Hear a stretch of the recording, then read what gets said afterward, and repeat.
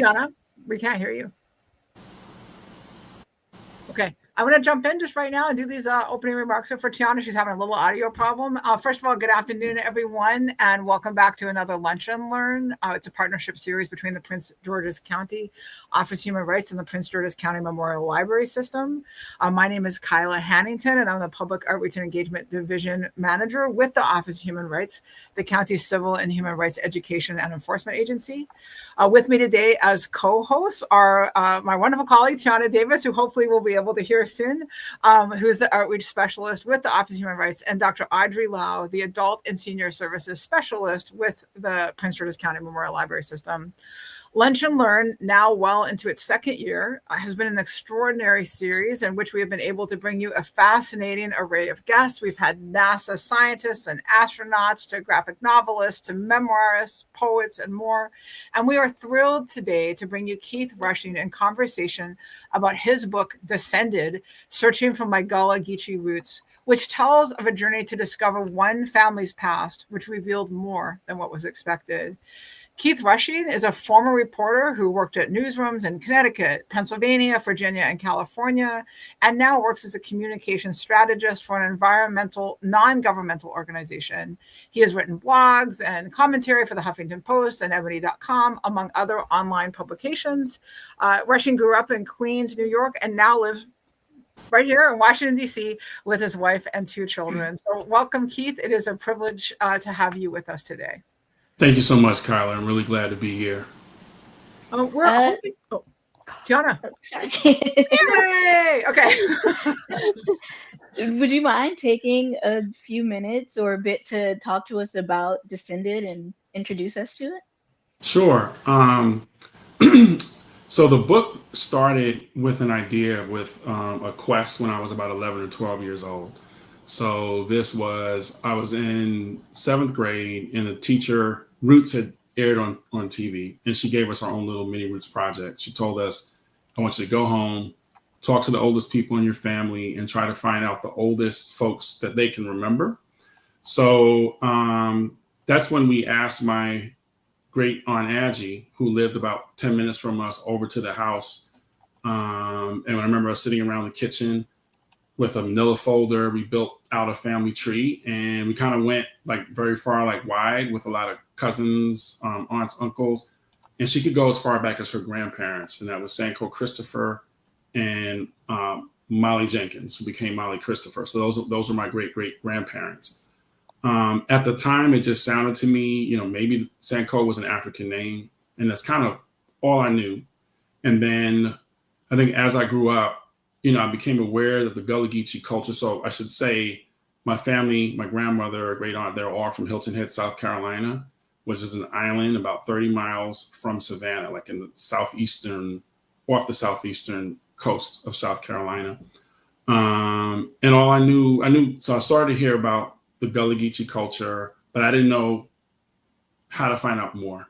And I think I always was somewhat envious of folks who could say, hey, my grandfather came from Ireland or France or Italy or wherever, or, and they could go back like generations and name a specific village. And I felt there was just kind of this void when I grew up.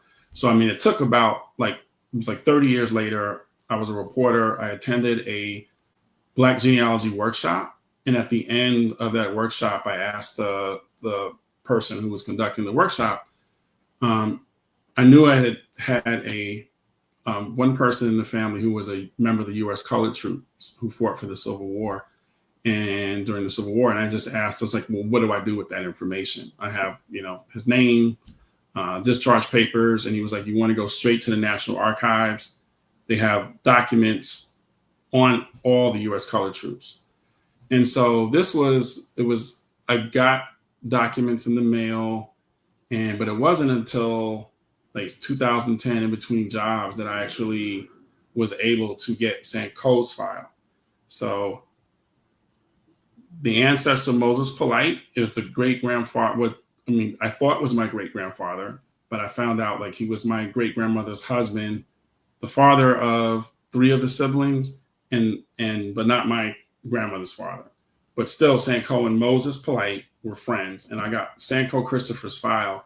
And that's what kind of began this journey of like learning where he lived, learning the name of the enslaver, learning when he got married, things that happened to him during the Civil War.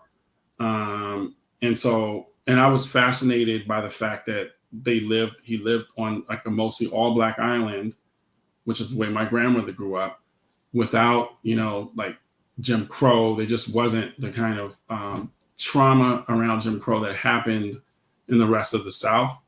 And folks mostly owned small plots of land and fished and farmed. So I didn't really know what to do with that information. I just had so much. I was going to try to like freelance an article. And then a friend of mine that I went to graduate school with in journalism, like spent his career in publishing and came like to me to ask for like, did I know folks that were writing books? And I gave him some names, had a second conversation. He's like, well, do you have a manuscript? I said, no, I'm just trying to really write like this long article about my family. And he said, okay, well, let's have a conversation. Like what? Let's talk about it. And so then he helped me kind of piece together like a structure. He told me, you have a book. So it's like, you have this history. You're telling me about this culture, Gullah-Geechee spirituality. You're telling me about the food culture, all the language. He said all those can be aspects of the story that you tell and your journey, as well as a history around U.S. colored troops in this island going from enslavement, cotton plantations to freedom. So that's what began. And then that's how I got connected to like University of South Carolina Press. And then it ended up with the maybe 7-year process to having a published book. So I know that's a lot. I think the one thing I want to say is the Gullah-Geechee culture is believed to be like the most African of African-American cultures. And this is folks in the Gullah-Geechee region is like from Cape Fear, North Carolina, like the southeastern end of North Carolina, goes south down to Jacksonville. And I think because of just the high density of Africans and like less Europeans, and I think on the islands, more isolation, it's like the culture was able to kind of retain elements of African culture. So that's just wanted to define that in case folks don't know. But I have a clarifying question, because we've heard Gullah-Geechee, but Gullah and Geechee, those are also two separate cultures, correct? Is there a difference there, or?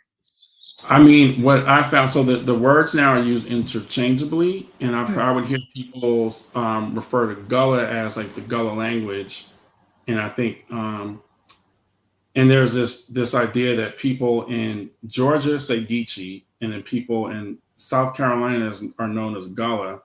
When I talked to my family, part of my story was like connecting with relatives who stayed in the region. They were always referred to as Geechees.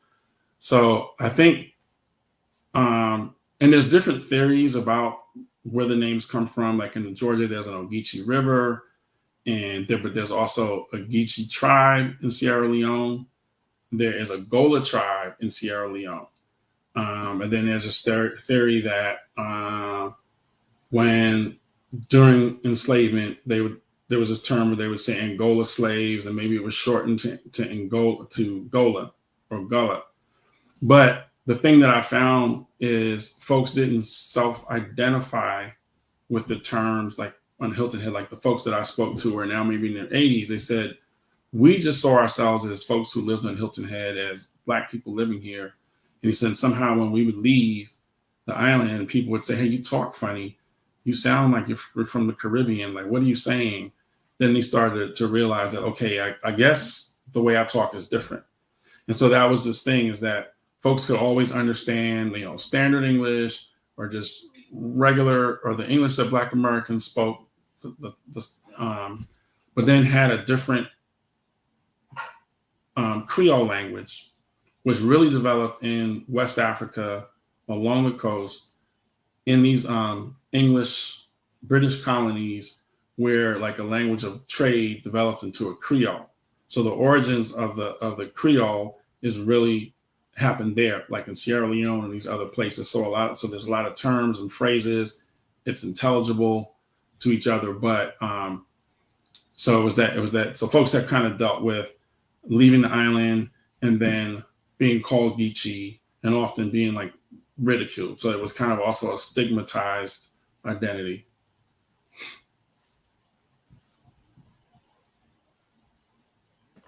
I'm just going to pop in here if you're not going to. Sure. So one of the things, I study early American history. So this book is right up my street, as you might say. But I'm really glad to hear that you said it took you 7 years, because that is about the average time it takes for us grad students to write a dissertation. And you have definitely done that. There are a number of sources that you use in your research that you mentioned throughout this book. So you've got the pension records from the USCT, property inventories, military records, marriage records, bank records, voting records, all kinds of population, agricultural censuses, which is a lot of paper because some of that is not all digitized these days. But what is apparent to me is that most of these records are after the war. The Civil War. So I guess I'd like you, it's kind of a two-parter, is how important it is for the Black community to be seen with dignity and in the act of choosing their own path forward after the war, buying property, making wills, reading and writing, getting married. And which of the resources that you use did you find most powerful? Like that you really were like, yes, I finally understand, or I'm learning to know this person. Wow, there's a lot. I guess I would say, so my great grandfather Sancho Christopher bought land with two other men in 1877, and so after the Civil War, when the Confederates were able to reacquire their land, and a law was passed where they could basically ask for apologize and pay back taxes. So the Draytons bought that land, but there was a document. So there was a lot of research done around some of the land there that they're planning to develop. And in one of those documents, it had his name there. So buying land. And I thought, for me, that was key. And I think that's key for folks that I talk to about the culture, is the connection to land is it's spiritual to people. It's heritage that's passed down to all descendants. It's not willed to one or two. It's passed down to to all descendants. And that was the kind of a model that they created out of enslavement. Was even Sancho, my great grandfather, would work in Savannah, and he worked many jobs over the years, but maintained his land and ultimately came back to the land. So I think there was something about this land that was beautiful in many ways, that where folks could fish, and fish is plentiful. They can hunt, they could farm, and something about that land drew people back. So to me, I think that might be the thing that I said, okay, this was Sancho as a founding member of a lifestyle that emerged out of enslavement, where it ultimately ended up being hundreds of families, extended families, maintaining that land, building their homes, building their churches and praise houses, building their boats, really doing everything for themselves. And I mean, a lot of times the cash economy was more in Savannah, so they would sell their produce in Savannah. They would do all types of jobs, but that land was key. So I would say that stands out for me. I want to go back. Well, actually, we have a lot of comments coming in, which has just been awesome. So we have Rachel, who's just thanking for the explanation, who is familiar with Gullah but had not heard Geechee before. And then we have just some comments about one of our viewers has said that, that there's a song and a love through cooking. So many things to say about the book, and really is appreciative of what you've done with the book. Someone who's had the opportunity to read it. And she goes on to say that she's really grateful to have the opportunity to converse with you today. But she also has a question related to language. And actually, I had a question, and I want to go back because you talked about this in the, a few minutes ago. I feel like an important part of this book is talking about the language and recognizing Gullah-Geechee Creole as a heritage language. And so I wanted to talk more about that. And then we actually have a question from a viewer that says, do you consider that the language should be put on the language register, that there's 27 languages that are in the government school system? And so how do you feel about that. So I guess, can we just talk more about the language? So one person that I interviewed in the book, and I see the viewer mentioned, having read the book, Jessica Berry is a speech pathologist and linguist. So her struggle as was one, being a Gullah-Geechee speaker and being told in school that nobody understands you, right? And she was in like advanced classes, and it's like slow down, because the Gullah-Geechee, when people speak it, words are clipped and truncated, and it's very fast. And this is the thing, they understand, they watch TV, they understand regular standard English all the time. But if what's in the home is this Creole, then that's not what comes out. And that's what she said, like, people, the language that you speak is the language that you practice. And the language that she practiced was Gullah-Geechee. But what they found is that students would go to school, and this was a repeated pattern, that they are thought of as, backward, just not able to speak well, I think. And so she was opposed to putting kids in like English as a second language classes, because she felt that was like degrading, because they already understand the language. It's just help them bridge. And so that's something that she would do, is to teach educators about ways to bridge that from standard English, their Gullah-Geechee, to standard English, and practice that, so that you kind of transition, so that I guess when they're speaking in class or speaking, they're used to like bridging, and they get practice doing it.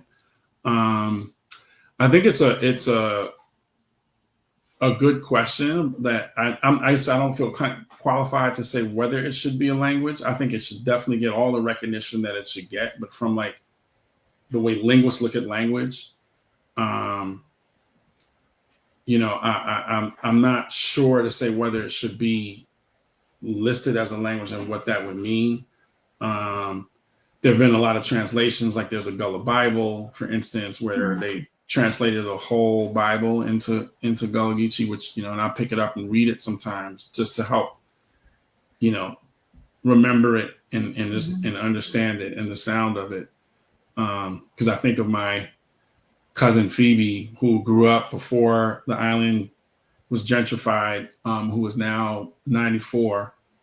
And her accent and the way she sounds, and it helps me to, and I hear it in the region, although it's not, Hilton Head is not the place where it's most prevalent, I think, because of the level of gentrifications that began in the 1950s.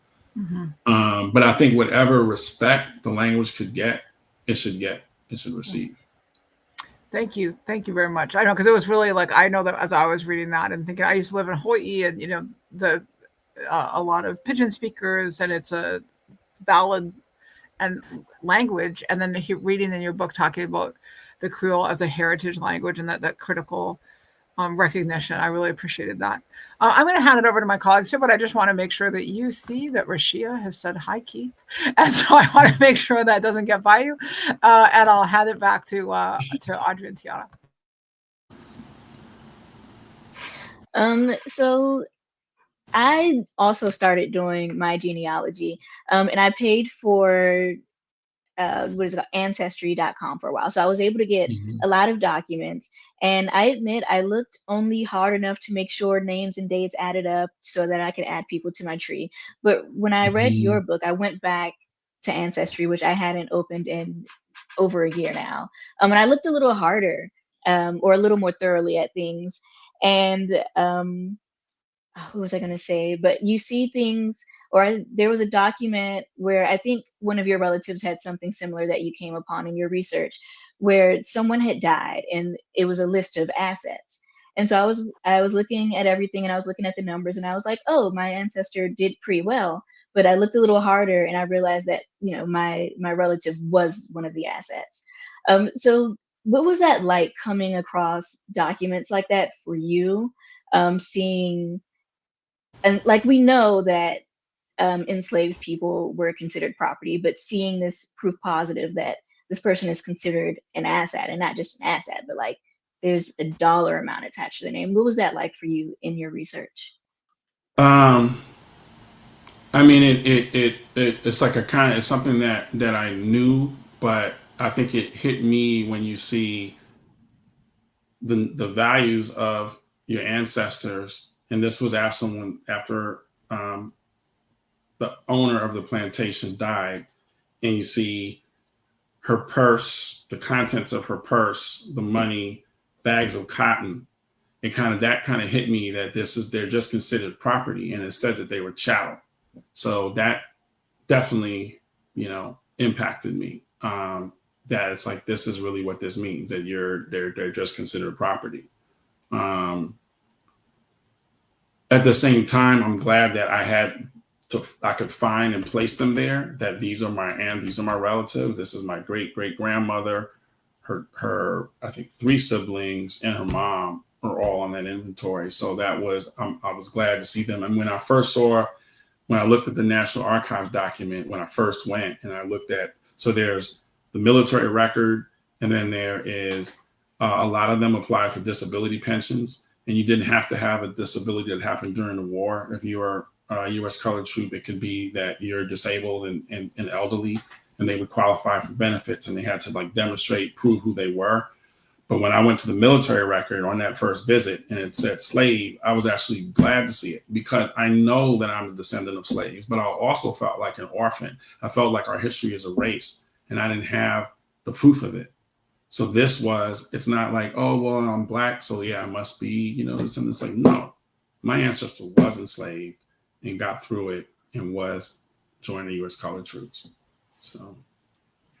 I also wanted to ask about tips for people, right? Because so for me, it was sort of easy to find people because um, my exact lineage, it's all male until my grandmother. So there were Mm-hmm. no name changes to worry about, so that was easy for me. But for Yeah. other people, it's less easy because maybe their relative to the top of their line goes female at some point, or I think most Black people hit is it the 1870 wall, or just Right. that wall where it's hard to find anything before that because they were considered property. So how can people move forward when they feel like they've exhausted everything they can from resources like ancestry.com? I would say looking at the Heritage Library. So they were a great resource for me, in that the Heritage Library of Hilton Head, which is run by the Church of Latter-day Saints, but basically it's run and operated by volunteers who I don't think are connected to the church per se, but they have an interest in history and genealogy. So in Hilton Head, they were doing their own research around U.S. colored troops and looking at all these colored troop files and creating files for families to come through. And I guess they can't initiate to say, we found all this information on your family. They wait for families to come in.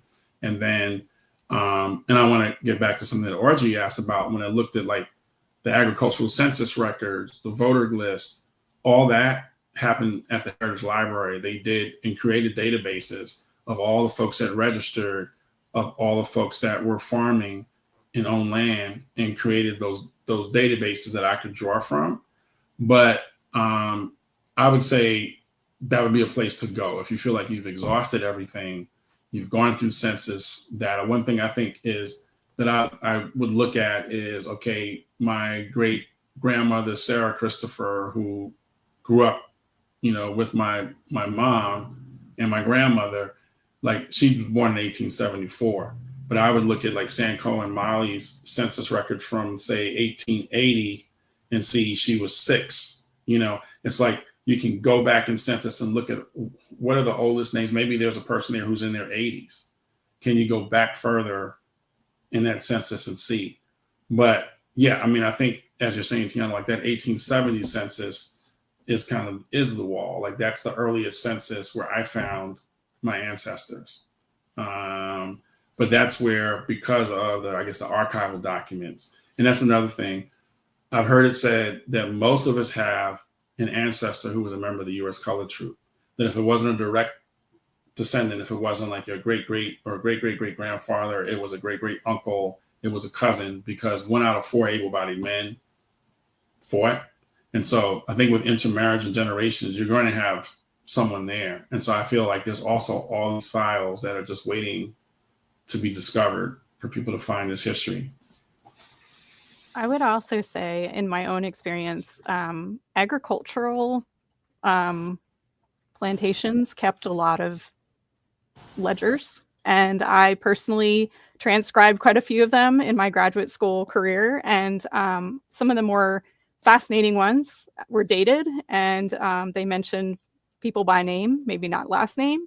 But I was actually able to connect folks from who knew that their family was from that plantation to the people in that book, and they were able to find familial names that matched. So I know that there is that wall, but I do think that if you know where your folks were enslaved, sometimes you can find those ledgers, and they are a wealth of information if you kind of take the time to read them. But it's hard. This one that I transcribed actually also acknowledged marriages amongst folks, which is unheard of. But you know, it was, Ben and Fred, and you could actually whole families. And so it's a really neat experience to be able to connect then generations later with family that come in or just want to know who they are. I will just ask, you said something about this process being in the beginning, you talk about how stories can set people free. And I'm wondering how this journey liberated you and can liberate others. I know Tiana talks about her own genealogy discoveries, but what does it mean to know where you're from? It's very fulfilling. I think I talked about in writing the book, I talked about this void, kind of this emptiness, this missing feeling that I had, that you're almost like an orphan of history and your history's been erased. Like I had that feeling, and that feeling doesn't exist for me anymore. So I feel like learning about this culture, learning about the heritage, and I go there and just walking the land where the small Gullah graveyard where Sancho is buried, Mitchellville, which is this Black self-governing town that was created during the Civil War. It's also where my family, I still have relatives that own land there. It's like very healing. So I feel now, connected to my ancestors, like spiritually. And so I think that's it for me, is that it did fill that void on a personal level and a spiritual level. I just want to go back to another question from a viewer. I'm just going to scroll up here. So Trinice Watts is wondering if you have ways, and as we're talking about this, connecting with our families, is recommending for connecting more of these stories for youth. What she's saying is a way that today's youth can receive them. She's saying that so often today's youth are taught about slaves, but not necessarily about freedom seekers and free communities. And then she goes on to ask a sort of part of this question, which is the rich heritage that you're talking about, the culture of the Gullah-Geechee culture, is still being passed down and retained by youth in that area? So I think one thing, just to answer the first part of the question, I think one thing to understand is, like, Black people, this country wouldn't be a world power without our enslaved ancestors. So I think understanding the wealth that our ancestors created while confined in these prison camps, basically, is tremendous and amazing. So I think there should not be shame. We should not feel ashamed of enslavement. We should feel proud that somebody was able to survive and still have, hope, and still like love their kids and still find ways and still seek freedom in the many ways that Black people did throughout the whole history of enslavement. So I think I would start there, and then and for me it's kind of amazing. Like I grew up in the 70s and 80s, and there was this idea of like Black dependency and welfare dependency, which I hated, and hearing about like the destruction of the Black family. Like there were all these narratives that were negative and untrue, and I found the opposite here. I found people saying, I'm going to own my own land. I'm going to do everything for myself. I'm going to create a communal culture. I'm going to have family, kinship-based homesteads. I'm going to pass the land to all my descendants. They created all these things, and they also connected to, African spirituality. So there was this aspect of trying to retain things that had meaning and value to them. So I think these stories are powerful stories, and that's the way I would talk to children about it in as I guess like conversational, simple terms as possible, but like let them know that all that we achieved throughout that process and then afterwards, so. And I think what was the second part of the question? I think there was a lot. The second part, I'm just going to find it again. Oh, is the rich heritage and culture still being passed down and retained by youth, the Gullah-Geechee youth? Yeah, I think so. And I mean, I hear it more. I've heard it more in like St. Helena and Charleston, where I think you might encounter people speaking, and the accent sounds very Caribbean. Both to people who are Caribbean from, say, Barbados and Bahamas, and people who are Gullah-Geechee. So the accent you hear everywhere. There's foods, that people continue. So like red rice, I have the red rice recipe in my book. Jollof rice is a type of red rice in West Africa, or people say red rice is the cousin of jollof rice. So like not only the way it's cooked, the whole food way. So there's this whole food culture is maintained. People make okra gumbo and all these things, and you hear and they speak the language.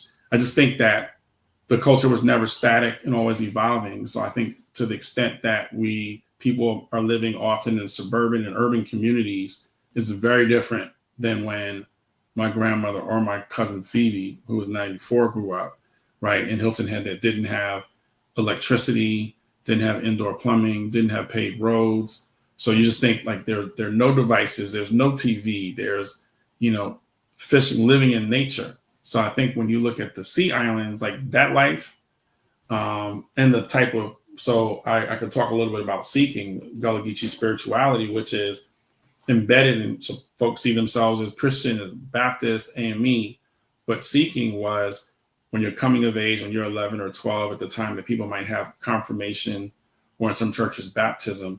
Seeking is their rite of passage into developing a relationship with the Holy Spirit.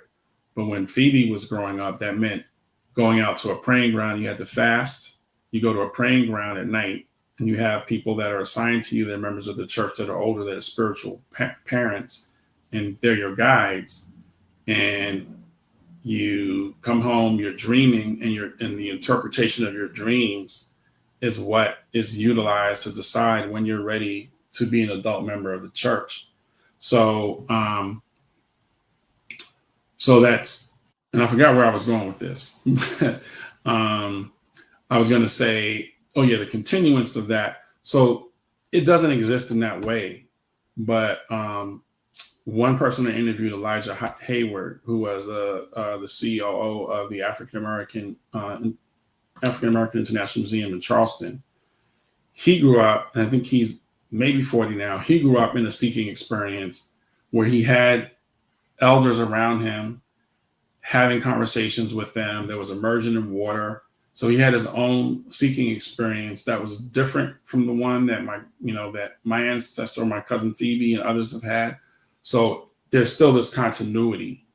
I'm not sure if generations that are now, people say they're in their 20s or teens, if it's continuing, but in his time it was. So I think there's a lot of continuity. It's just understanding that things are also different, because of, I think just regular suburban, urban living and integrating into other communities.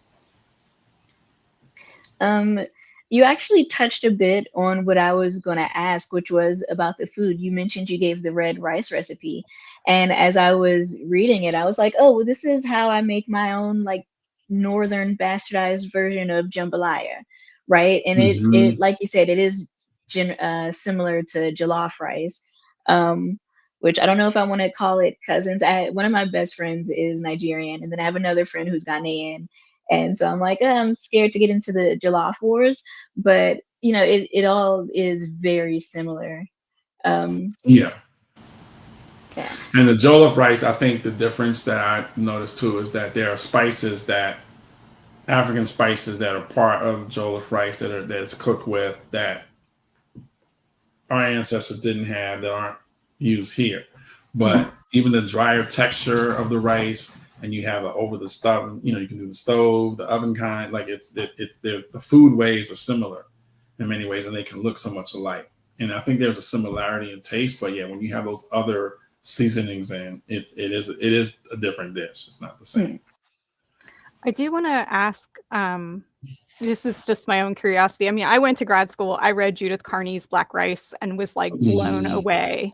I also read Dan Littlefield's book on rice and slaves, which also talks about how rice came to America. And I think the thing that blew my mind as, this white kid from Pennsylvania was that folks were taken from their homes, often violently, without notice. And there were women who somehow managed to basically smuggle rice out of Africa. And I mean, at one point, because of the way South Carolina rice culture works, you were able to grow your own food, which created this community to begin with. But can we talk about the fact that no one talks about that? And it's a huge part of our culture today. It was a huge part of like what helped make, cotton, rice, all those, staple crops are what made so much money for this country. Can you talk a little bit about that kind of push and pull of bringing something that, is something that's so essential to culture, but then it also being a tool of enslavement? Yeah, I think, I think the erasure, I think there is, and now there's even a more active effort to erase like Black history under this administration. But yeah, I think the idea that you would recognize something that's a major staple in this country, rice, as a Black contribution is just something that should, of course, have happened. I mean, in my research, I learned there are like over 100 varieties of rice that are grown in Africa. So you're right that there's a story of women carrying like rice grains in their hair. It's also, when enslavement started, like it's the food that is being used to feed people who are enslaved that they knew how to grow, right? So but again, like I would say rice, black-eyed peas, peanuts, which are called groundnuts in West Africa. Like these are all contributions to our cuisine that are not acknowledged. But I think to what you're speaking to, I mean, it's the complexity of rice agriculture. I mean, there was not a rice growing tradition in Europe. It was very complicated because you have like dry rice, you have wet rice, and so in Charleston and you had this whole thing of like, how do you grow it? Right. And part of it was like allowing a certain amount of like salt water to be used to irrigate the fields, but not too much, having to take the seed when it's a seedling and transplant it into like a bank. And they had like gates and dikes that they created to control the flow of water. So it was a very complex system that was created to grow rice. And so first it's like for folks who are enslaved, so they can do this work. And then they realize, well, wow, we can make money at it. And that's when you see from, I think, the 1760s, I believe, to 1810 is like a period of like huge rice agriculture where it's like this dominant agriculture in South Carolina for money. And very brutal. Like in South Carolina, people are standing in these like swamps, like growing this with mosquitoes and like the amount, and then to go and try and remove the husk and pounding with a mortar and pestle that can be 10 pounds and having to pound that all day to open up the rice grain and then winnow the husk off. Like it was a very arduous work that was done. But I mean, unfortunately, it's like very normative that in this culture, these things are erased. So I think the extent that we can learn about them and talk about them, I mean, the fact that this information is out there, like you mentioned, Black Rice, these books, is just really important. For Michael Twitty's book is something that I reference in my book, where he talked about the origin of rice agriculture going back 3,000 years to like ancient Mali. because he had South Carolina ancestry. So he talked about it through he kind of used his family and culinary traditions to trace it back to its origins in his book.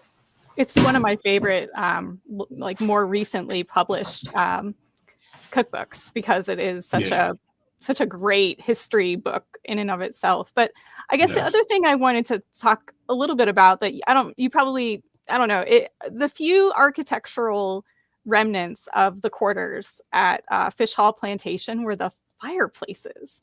Did that, like, when you visited that, did they speak to you in any way? Because when I think of fireplaces, especially in the quarters, this is where families would have, drawn close, that would have, eaten there. They would cook in the ashes, the little cakes and things. What ends up surviving is this hearth. And I found that so very fascinating. Yeah, I mean, that was really meaningful to me too, that you don't have any houses of enslavers left, on the island. But you have this is what remains, are these remnants, and with tabby cement, so where they would use like lime and oyster shells to make this like very like strong cement that lasts and that's there. And I think part of what I would say about these homes is that this is where, and there are photos, in the book that were taken during the Civil War, where you can actually see them. But this is where people were born. This is where people like had joy, had laughter. This is where these homes were used as praise houses. So like it sustained people under the oppression too, where like having family and having a space to be together. The sad part about it for me is when you go there, they're like enclosed in a gate. There's a baseball field. They're not properly maintained. When I was there in the summer, there was a guy with these vicious dogs that were like running around, like attack dogs that are running around like all over these remnants. And I'm like, why isn't more done to protect them? There's a historical marker, but I mean, even for people to have access and like kind of like desecrate it, it was really disturbing to me. So yeah, it's not really a memorial in that way. If it's just yeah, it's recognized, you're not really a memorial. Exactly. Yeah, I got that in the book. Like what you have the picture and you can see the ball field like right behind the right. But I do want to go back actually, because you mentioned I really appreciated this, the looking at the Civil War records, muster rolls, and I was really moved in the book by your daughters, the image of your daughters at the African American Civil War Memorial, and finding Sancho's name there. The three of us, Audrey, Tiana, and I, actually went on a tour with one of our previous Lunch and Learn guests, Brianna Thomas, who does a tour of DC, and we went on one of her walking tours with her. It was wonderful, and went to that memorial and looked at, and spent some time with those names and spaces. I just, and so then for us, I think, I'm not going to speak for Audrey and for Tiana, but I know for me, seeing the picture of your daughters there, it was quite powerful. And I wondered how it was for you to have found, located this family member, located greater understanding of him, and then being able to go with your daughters to that memorial.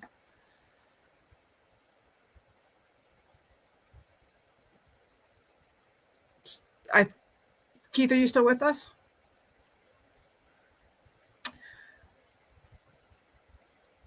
All right. Well, this is live theater, people. Sometimes we lose people. That's okay. We're going to give Keith a moment to get back with us. We hope that you'll hang out here with us for a couple minutes.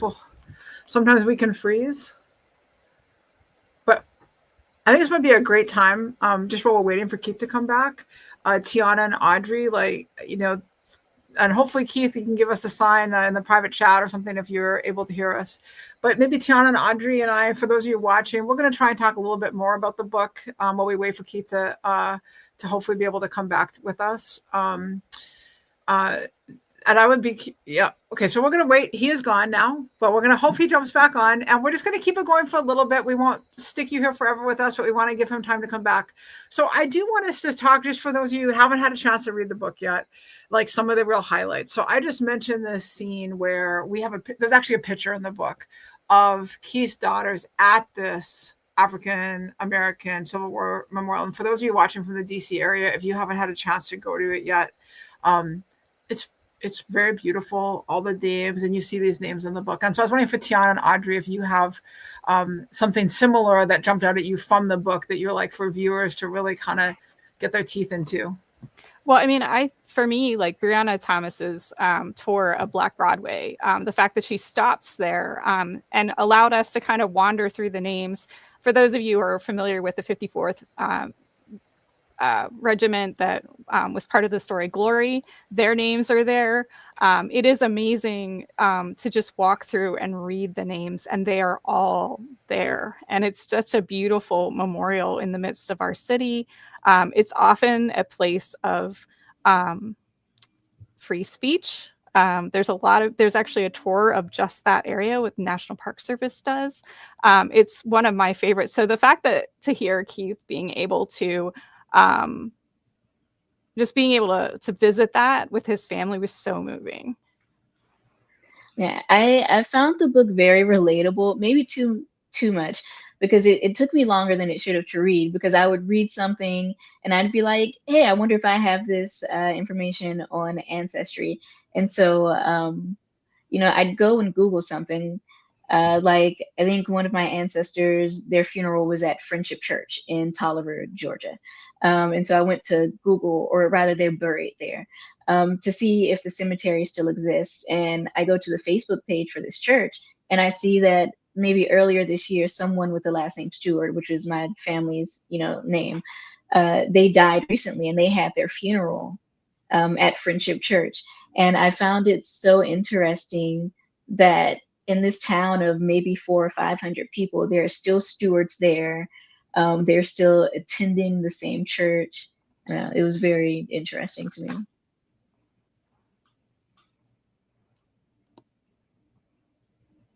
You're muted, Kylie. 5.5 years of doing this online, I still get muted. I really appreciated, Tiana, that your questions to Keith about, and I think we had a viewer talking about this too, like trying to search Ancestry. And I really appreciated Keith saying to us today, like that sense of dislocation. And I think he used the term orphan.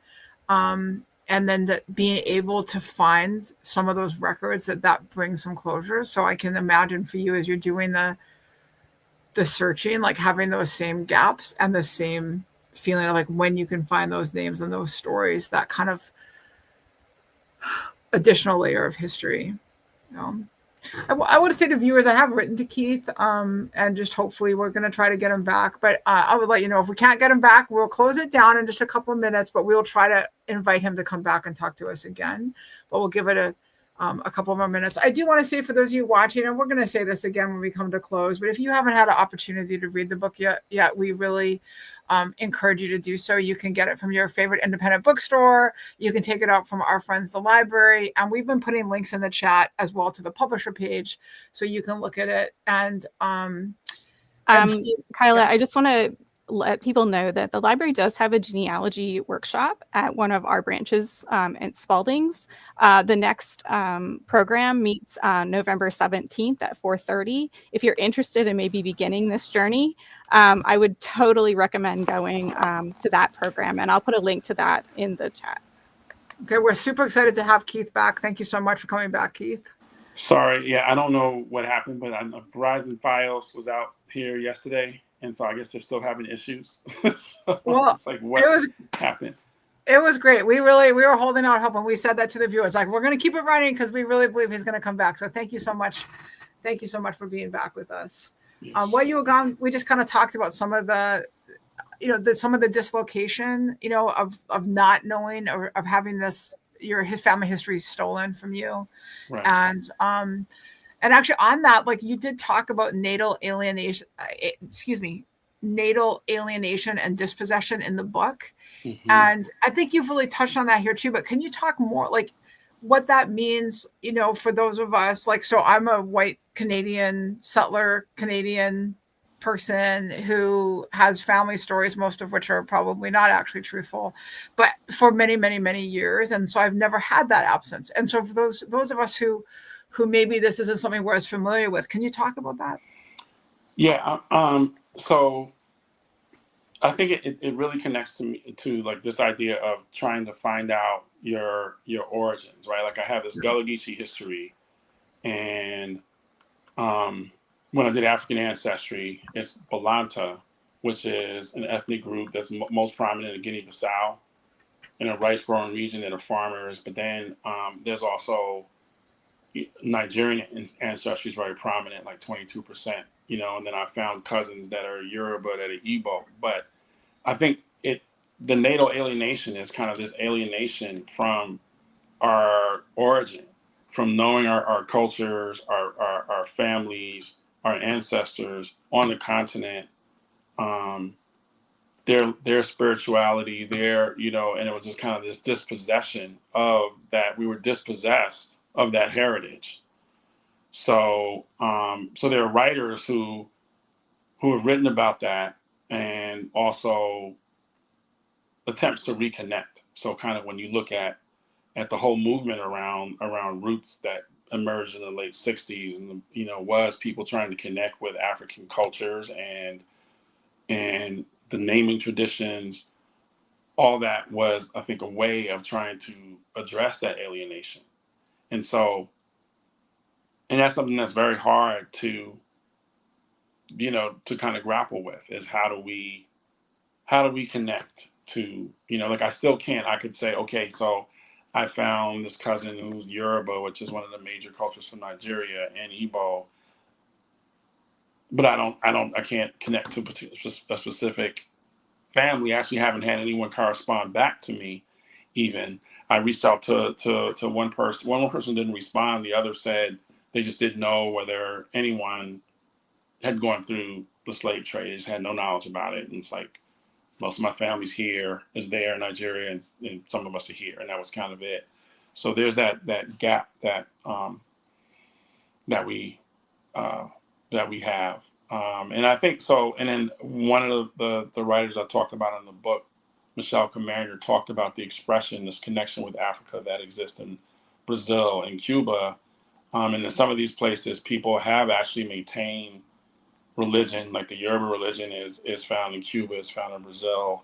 A lot of folks have adopted it here in their spirituality. So, but it's also, it exists along with people seeking more and more and a greater connection. I actually wanted to go back to the question that Kyla asked before we lost you, because I had the same or similar question, which, if you didn't hear it, was, what was it like for you seeing, you know, Hilton Head, like where your family came from, but then being able to share with your daughters in DC the names on the the World War II memorial, and just seeing. Oh, what were you saying? African Civil War. Yeah, Yeah. the Civil War memorial. Yeah. Yeah.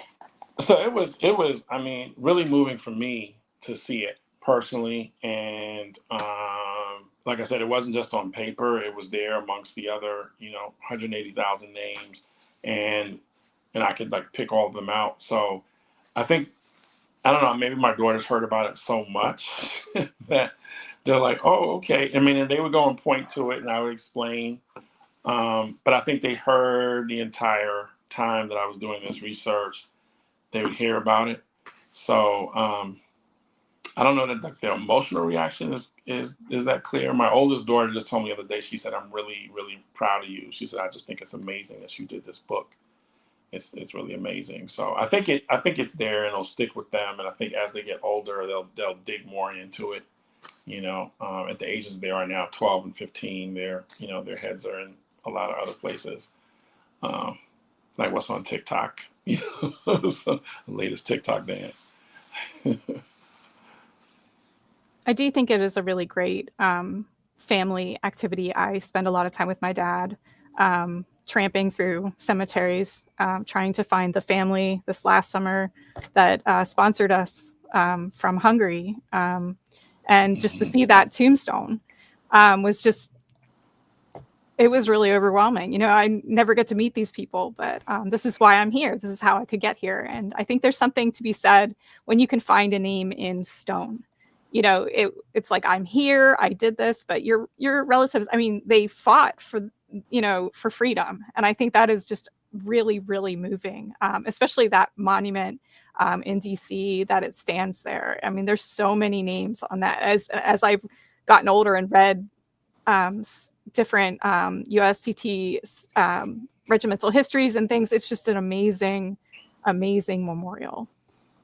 Yeah, indeed. And I mean, finally, they've been renovating the African American Civil War Museum, which is supposed to open in November, reopen. It's been closed for a couple of years for renovation. But I mean, I think it's great to have that museum, and then to have that there, that anyone who is descended from a colored troop can go look at the regiment, find the name, take pictures of it, you know, touch it. I mean, those are all things that I did. Even take a paper and like trace. That's one thing I did, is trace it with a pencil, like trace the name to have like an imprint of it.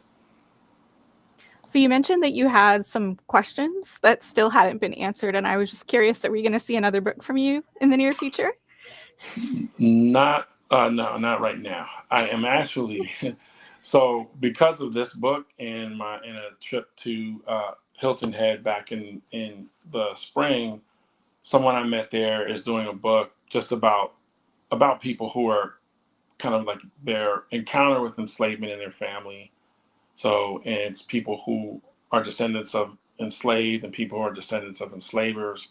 In some of those cases, there are people who've come together, who know each other and have shared information. And so I am going to contribute kind of like my experience there with like an essay.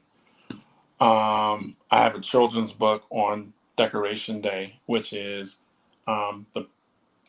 was really the origin of Memorial Day, when people from Charleston, when the war was ending, had celebrations of freedom and reinterred people in a proper burial with like songs and hymns and children carrying flowers, and the U.S. colored troops, my ancestors, they were part of that procession. So I have a children's book on that is that I'd like to have published. It's done, the art's there. But yeah, to do like a lengthy book like this, I don't have plans right now. This was really fulfilling, but took a lot of time. So yeah. That's completely understandable. I'm sorry to say that we are just about at time. Keith, thank you so much for joining us today and talking about Descended with us. Thank you so much. I really enjoyed the conversation. I love talking about this. Mm-hmm. Yeah. To everyone watching, thank you as well for joining us. You are why we do what we do. The best way to support Keith is by reading his book, right? So you can pick it up at USC Press. You can pick it up at your favorite local indie bookstore, or you can pick it up at your local library. I know that the Prince George's County Memorial Library System has at least one copy, correct, Audrey? Two. We have two copies in Prince George's County.